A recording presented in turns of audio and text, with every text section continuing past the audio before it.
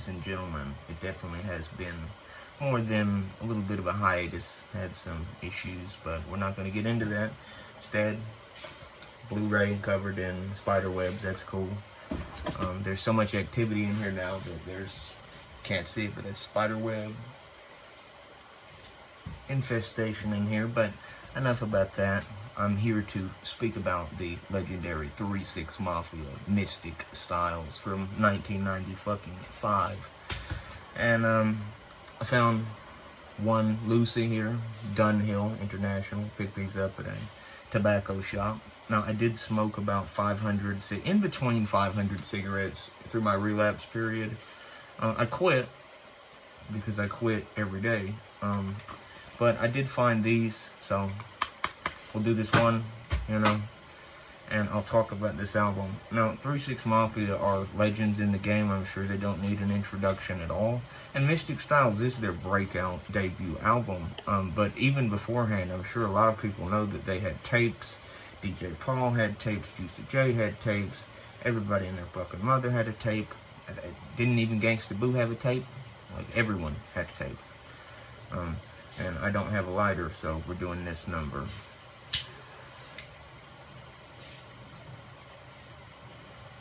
Kinda worked. I'll try again.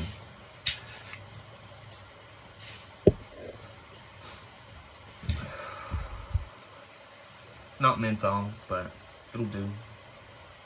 Damn, I don't really miss it that much. Not too much. Fucking addict. I do have another cigarette though, but we'll save that one for another review. Anyways, this album, I have so many good memories with this album. I don't know how many times I've played Judge Dredd versus Death while playing this shit on repeat. And this is a perfect album, to tell you the truth. The beginning serves as the intro, pretty straightforward. The only song on here that I ever had a problem with, I guess, was Big Business, but now I don't mind it because I've heard it so fucking much. And Porno Movie, which isn't hard. This in your mouth, long and hard, oh my god. Insert it, and I'm out. But, I mean, it has Lord Infamous at the forefront. How could you be disappointed by anything that Lord Infamous stars in almost exclusively? For 95, it was a bar-setting album, and it really changed the game for hip-hop. Artists like Suicide Boys and tons of countless others definitely owe 3-6 Mafia some royalties and homage, man. Because you listen to this shit, if you didn't know any better, it might have came out like 2 years ago. It has the trap sound infused into it, and it's really a testament to how good a producer DJ Paul and Juicy J really are, because they are really good producers, both on their own shit. Their own tapes were good. I'm pretty sure fans know the DJ Paul tapes were really good. Fuck them bitches that rappers, you know what I'm saying? Suck my motherfucking dick. Y'all niggas need to get my motherfucking money you owe me too, biatch. And very recently, they just came out with Volume 1, that CD on vinyl, so I'll have to pick that shit up when I can. And if you don't know about that, get on that. That's that fucking compilation from back in the day. Has some of their best tracks on it, you know? But enough about that. DJ Paul and Juicy J also went on to produce a multitude of other projects, including Kingpin Skinny Pimp, King of the Players Ball, which is one of the best rap albums of 1996. Just point blank.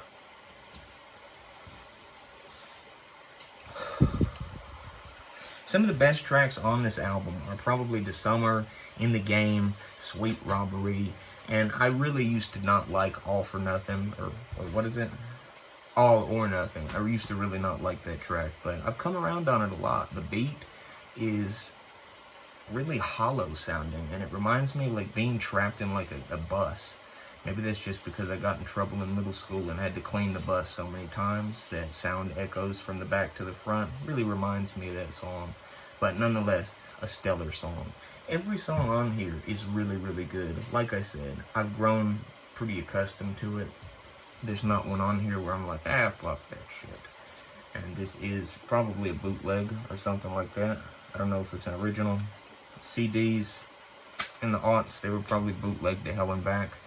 So I believe you genuinely have a hard time finding out what kind of CDs you got, unless it's something really cut and dry, you know?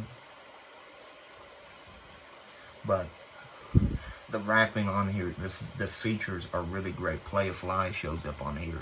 Playfly was an old 3-6 affiliate, and he outshines just about everyone when he makes an appearance on here. I love when he shows up on Now I'm High, and he's also on the Hoes and Harmony diss track, Live By Your Rep, along with Kingpin Skinny Pimp, who's also an affiliate. And it's a shame that 3-6 Mafia sort of went ass backwards with their affiliations, because a lot of members, you know, aren't cool with each other anymore. Playfly was great. The Lil Fly tape was fantastic. And just so much great stuff came because of this album. And as for the follow-ups, I've never continued listening to 3-6 Mafia after this album, which is probably a bad thing, but I just never did. My nigga fat cat, fat ass nigga. Honestly, I always loved the solo member tapes. I love Mystic Stylez, and I love Underground Volume 1.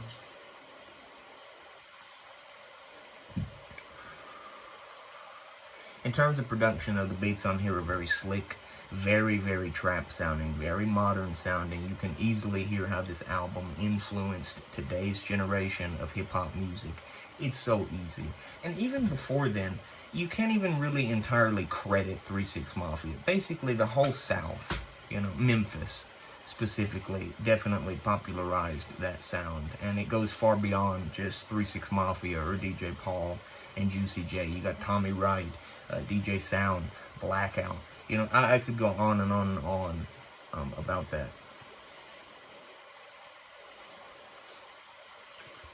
Not too bad. Got that little red ribbon on it. These burn a little bit longer than your standard cigarette. I mean, they burn a lot slower than a Marlboro Red, for instance, you know. If I had smoked a Red, we'd be done already in the course of this review. And unfortunately, a lot of the people on this album have passed away. Rest in peace, Gangsta Boot. Rest in peace, Koopsta. Rest in peace, Lord Infamous. Some of the best rappers ever turned up on this album. Scarecrow stole that, man. I think Scarecrow, or Lord Infamous Scarecrow, he stole that. He stole this. And it's a shame that we no longer have them with us. And it's really a bummer that we never got like a proper Lord Infamous solo tape or solo album. I mean, even Koopsta got one, technically. The Devil's Playground, which is fantastic also. But so many good memories with this album. If you definitely want to get some more trap music experience, or just hear some sick verses, man, check out 3-6 Mafia, Mystic Stylez from 1995. You just about couldn't pick a better album to represent horrorcore in that year. 95, pretty solid year for hip-hop all across the board, but you've seen some really great releases from artists high and low. And the Mafia were definitely high up there, let me tell you.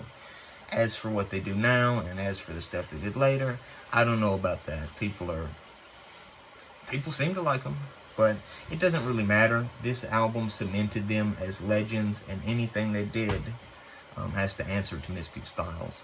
So please give Mystic Stylez a chance. Definitely one of the best hip-hop albums of all fucking time, and for sure from 1995. Have you ever had some prophecy? Have you ever had Right here. So I plug a little laughs like I'm